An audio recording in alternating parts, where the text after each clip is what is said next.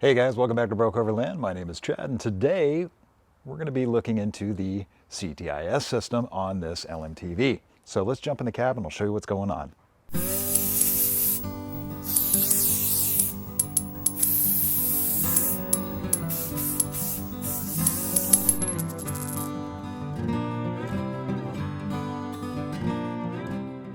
Okie dokie. So when we were out camping with Sean Fellner, what we get is when we turn on the power, we would get 5 solid lights, just like that. So that, a lot of people say, is just your system is hose, nothing you can do about it. So we're going to go ahead and replace that with a unit that we got from a guy on Steel Soldiers. And then here is his website right there. He is not a business. He does this off the side of his desk just as something to do to kind of pass time. So he's not selling these, and there's no warranty with them. So, but this control unit is something that he's developed, and it's actually really, really cool. So anyway, let's get these two swapped out, and we'll see how this thing works. Okay, we've removed the old one. Ignore the dog hair. And you can see that he's got 2 holes in the back of this plate that line up perfectly with that. The only problem that we're running into is the back of this thing. This lip here, so we're going to need to stack a couple of washers. So what I did is I just grabbed 3 washers and I'm going to stack it. So I'll put the bolt through, stack the washers, and then screw it in. Well, we've got some good news and we've got some bad news. Good news is it's plugged in. Bad news is, as I was adjusting this up and down, the driver's side rear is not deflating at the same rate as everybody else. So I get down to like 20 pounds in all the other tires, and I'm still at like 60 pounds in the driver's side rear. So I think we're going to have to order some wheel valves. Great. So the newish takeoffs that I got are unfortunately already painted. They've only got 1 coat of caulk on them, luckily enough. So I'm just going to block them, throw a 3/8 by 32 thread. That is an oddball thread, by the way, in the end. And then I'm going to hit it with some walnut shells to see if I can't clean this up without damaging the substrate. Let's give that a go. Let's add some more walnut shells.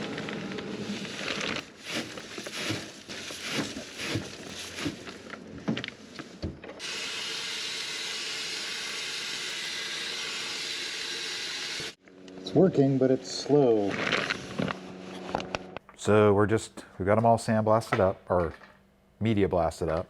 I'm just going through and double checking, all the hose connections are actually good once we got all the paint off of them. I did find one hose that upon further inspection is not good. So I did have an extra one, so I went ahead and replaced this hose, but now I'm disassembling all of these just to make sure that we don't have any goop in them or any abrasives that have gotten somehow in. So let's go ahead and do that. And to make sure that they come apart. Good.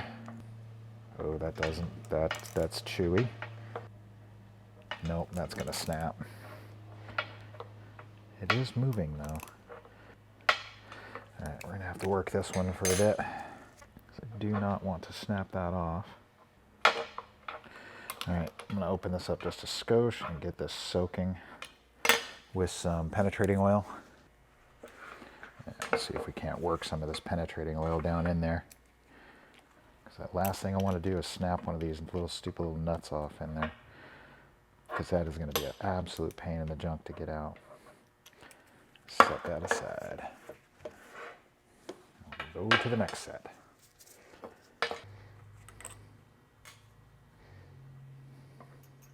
There we go. That looks nice and clean. It's got a few little chunkies that have got to get peeled off of there. It is not dry. It's a little dry. Yeah, it's dry. Okay.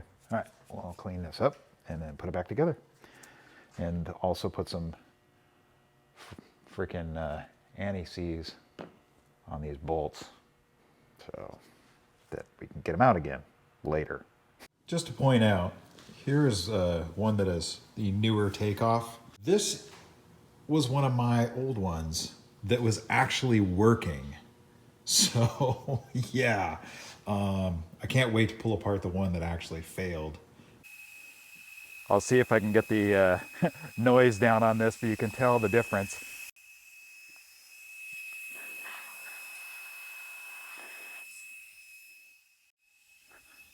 Versus this one over here. It's barely letting any air out. So it's either this kneeling valve is plugged up, something's jammed up in that system. So yeah. All right, here's our crusty one that we took off that would not take or release air. We're gonna go ahead and see what we got. But I will say, taking the kneeling valve off, I do see evidence of balance beads in there. So remember how I said that it's impossible to get these things clogged with balance beads? I may be wrong. I may be eating crow here. Let's see if these screws, bolts actually come out. It's like opening a time capsule here. Oh, for God's sakes, either snap or come off. Piece of Nikes. There we go. All right. Spring looks good.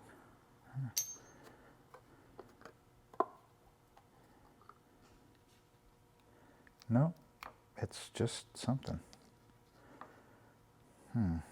Okay, well, it's not even as crusty as the other one that was still working. That actually got the fingerprint from the last guy that installed it. Let's take this guy off and see what the filter looks like. All right, let's put this in the vise. Ooh.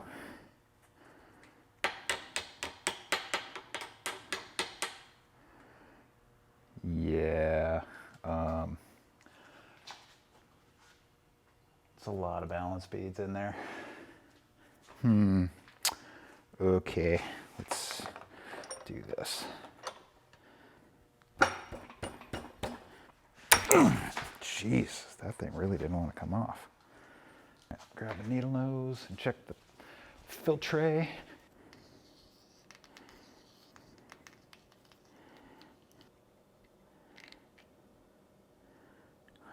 Ooh. Okay, there are some balance beads in there, but it's a whole lot of rust. Well, the inside of the wheel isn't rusty. And that's coming from the inside of the wheel. So there's nothing on the outside, so it's not coming through the CTIS. So it's not coming from the truck. The hell could be rusting on the inside of the wheel that didn't show up? I mean, this spring is definitely jacked up, but that would have put it on the outside of this filter, not on the inside. So I'm not 100% sure what the hell's going on here. Okay, you can see through it. Yeah, it's very rusty. Well, and I knocked a lot of the rust out, so.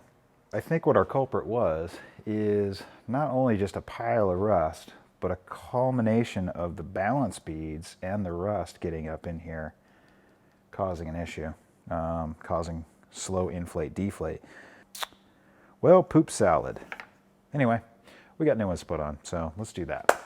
All right, we got the new CTIS valves on there, but just wrapped a couple of gloves, taped some gloves to the end, because I'm gonna go ahead and air the system up, air the truck up, and then throw a shot to the CTIS system and make sure that it's actually filling these, blowing air out these tires. So I've got them all gloved up and we'll see.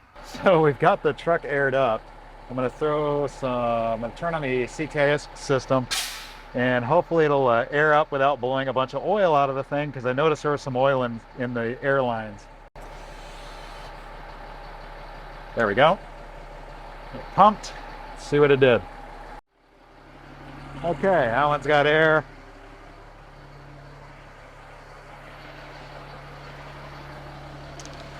That one's got air. That one's got air. Okay, good. So they've all got air. So we're blowing air through all of the lines. That one's got air. And I put the boards on there because I did notice there was a little bit of oil in the line when I pulled it off. There wasn't any oil in the CTIS valves when I pulled them apart, but there was some in the line at the very on the threads. So I didn't know if there was maybe a blown wheel cylinder or a CTIS seal or what. So I'm gonna go ahead and shut the truck down, go ahead and put the banjo washers on and bolt these things up, and we'll air this thing up and down, and we'll calibrate the system. All right, so here's what I was noticing. It's on the drinker side front. Jam your finger in there. There's a bit of oil in there. So I think I've got a leaking CTIS valve seal on this front one. But when I ran it, when I actually blew it up, there was nothing blew out into the gloves. So except for right there where I just slooped it on my finger. So I think, I don't know. Let me know down in the comments if you think we should probably order some CTIS wheels or CTIS seals. All of the CTIS seals were replaced a year ago or 2 years ago when Bryce did the gears. So I don't know if there was just some residual left over in the lines or what that deal is. But anyways, we'll keep an eye on that. Oh, and one of the other things that I'm going to do is I'm going to swap out the original 100 PSI transducer for the 150 PSI transducer that I put in, since that box over there is programmed for the 100 PSI transducer. Instead of reprogramming that, I'm just going to put the 100 PSI transducer back in. And holy dog hair. Can you tell I have a husky? Well, and there we go. So we have all of our tires airing up and down at the same rate now, which is perfect. I'm going to play around with this system a little bit more and maybe adjust the tire pressures. You know, we'll see. Default, it comes with, I think, sand is 40 PSI or 21 PSI. Cross country is 40 PSI. Highway is at 75, and I think an emergency is at like 15. But yeah, it comes with a PDF manual, which is pretty cool. And then it does have a configuration setting. So I'll play around with that a little bit more. But in the meantime, all of our tires are going up and down at the same rate, which is super happy about that. With the crust that is in those wheel valves, I am definitely going to have to service the air dryer just to be safe. But we'll do that in another video. So if you like this video, go ahead and give us a thumbs up. If you're new here, I'd love to have you as a subscriber. So go ahead and click that little subscribe button down there. Click the little bell icon, all that good stuff. And we'll catch you in the next one.